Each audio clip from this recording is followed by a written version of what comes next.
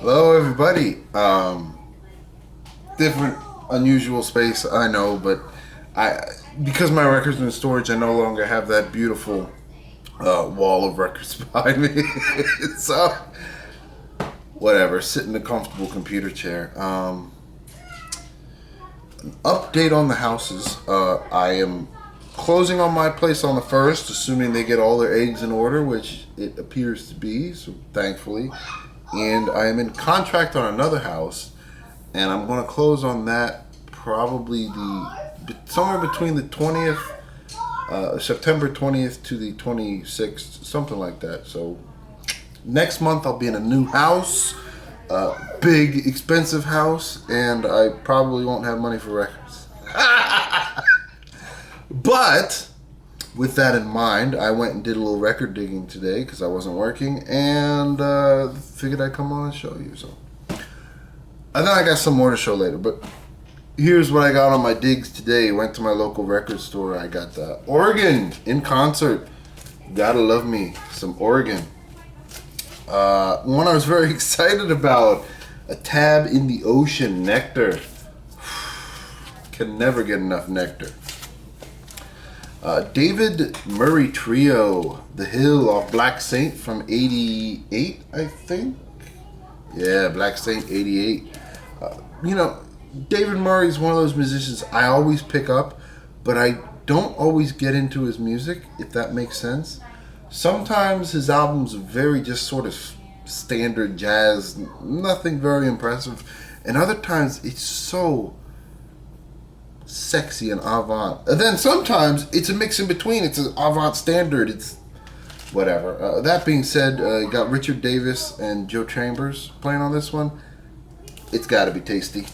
Larry Coryell, Basics from 69 or something like that. Caravan, Cunning Stunts. I get the feeling this is going to be just pretty damn 70s. I've never heard it, but whatever. Picked up two Frank Zappas I didn't have. Sleep Dirt, the wonderful Sleep Dirt.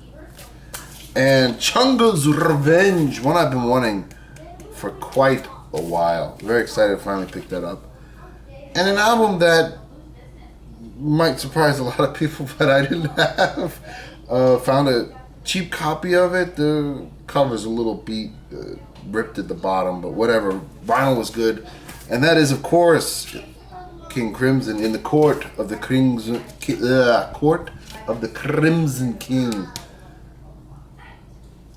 Not a record that I would feel any collection is complete without. That's just me. That's what I dug up today.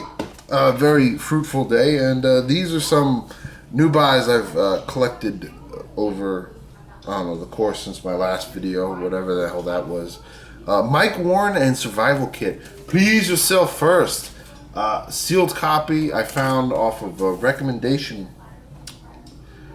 Oh, it wasn't from Chris Cole. Somebody posted it, and then I know Dave Wayne on Facebook was like, "Oh yeah, this is a good one," and I was like, well, shit. Dave Wayne says it. I gotta get it. So I found a cheap sealed copy of it, and I sampled it online. Of course, I can't spin it. I don't have a damn record player right now in storage. Oh, it drives me crazy.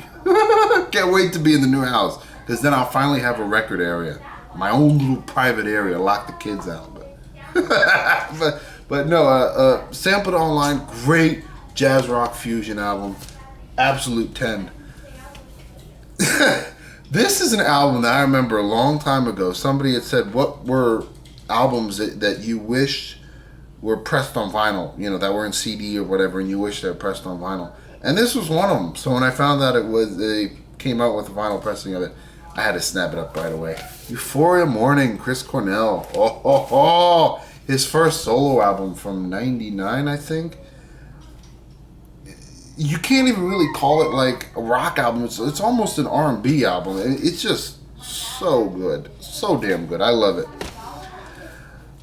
This one I found pretty cheap. Double LP. Still sealed because I can't listen to them, like I said. Oh, it's killing me. I can't listen to records. Love this band out of the UK. Desmedrados, how do you pronounce it? Desmedrados Soldados de Ventura, interpreting Dimensional Express. Came out a couple years ago. Been wanting to get it, but it was so expensive coming from the UK, and I found a domestic seller got it for under $20. I was like, fuck yes. So very excited. This band is nothing but just an improvisational, freak out. There's no other way to say it. They have like 4 or 5 guitarists. I'm not joking. Like, a drummer and like 3 bass players, and they just kind of just all go at it. It's just layers of noise that sometimes you can actually hear and peel them back, and then other times it's just bombarding you all at once. This is a group I love. Absolutely love this band. And up until now, they've only had, what's the word I'm looking for? They've only had cassette releases. And I got their cassettes because I liked them so much. But this is the first vinyl release, which excited me very much. Fungal Abyss. Oh, some heavy, improvisational, almost stoner space rock. Just the same chord over and over again where people are just jamming over it and improvising over it. Just absolutely love this band. I picked up the black vinyl just because a little bit cheaper. I got number 83 out of 200. Absolutely wonderful group. This is a Bandcamp find, so if I can remember, I'll put a link down at the bottom for you guys. An album I've been wanting for years, and I could never find a clean copy for cheap. But I finally found a clean copy for cheap. Finally came around at the right price, and that, of course, is Chick Corea's. Oh, he sings, now he sobs. Oh,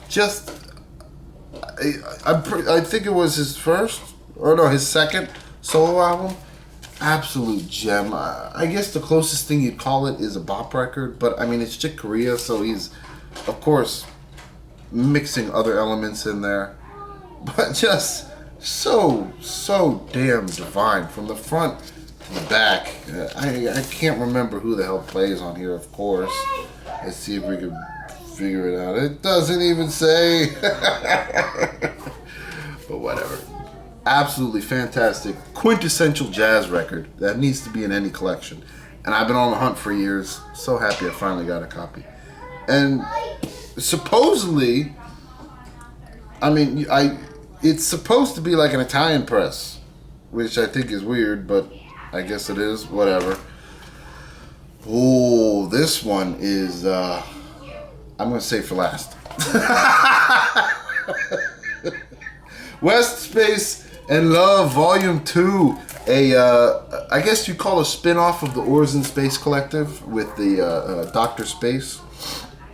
The best way I could describe this album is... Oh, and I got number 5 of 120.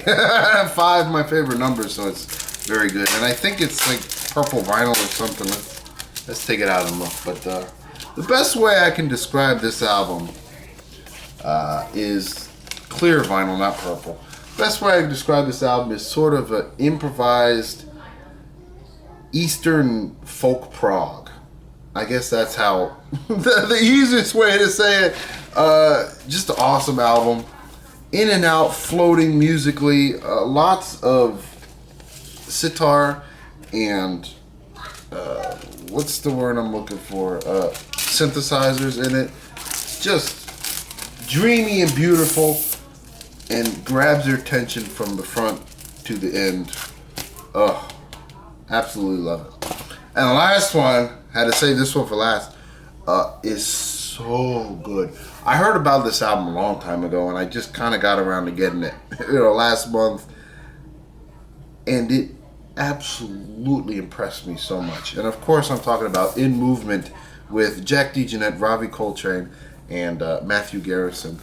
Matthew Garrison and of course and Ravi Coltrane being sons of jazz greats, playing with another jazz great, Jack DeJohnette. And it came off of ECM, which is cool because it's a double ECM record, which is a modern ECM record, which is the first modern ECM record I ever bought. And there's a lot of elements of classic with the new in here as well. Matthew Garrison, as well as playing bass, also does a lot of electronic. So you hear these little electronic pieces in the background or sometimes right in the beginning, and then it builds off of that. And then there's some very standardy pieces in there. They do a cover of Alabama from John Coltrane, which is cool, having his son cover his father's song, of course, which is the opening track. And it's just masterful. It's absolutely masterful. I mean, Jack DeJohnette's like 80 years old at this point. And this album just goes to show there's nothing slowing them down. There's one track in here, which one is it? It's Rashid, which is just, I mean, an improvised, what's the word I'm going to go, free jazz piece between Ravi Coltrane and Jack DeJohnette, and the drums are just, it's like, how old is this guy? it's like guys that are 20 years old that have been practicing for years can't pull that off, and he's just going at it like it's nothing. And Jack DeJohnette being one of my favorite drummers, it really sort of warms my heart to know that like 50 or 60 years into his career, he could still come up with something fresh. You know what I mean? Put some fresh blood in there, and it just blows me away. Everything from electronic sort of ebb and flow, to free jazz, to a bop sound, to a jazz fusion sound. I mean, every song is quintessentially Jack DeJohnette, but also different from each other.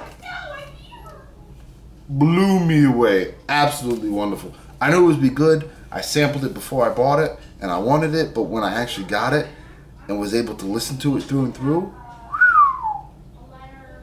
I know half the damn video I'm talking about the one album, but that just goes to show how much I really like that record. But whatever. Thank you all for tuning in, and as always, till next time.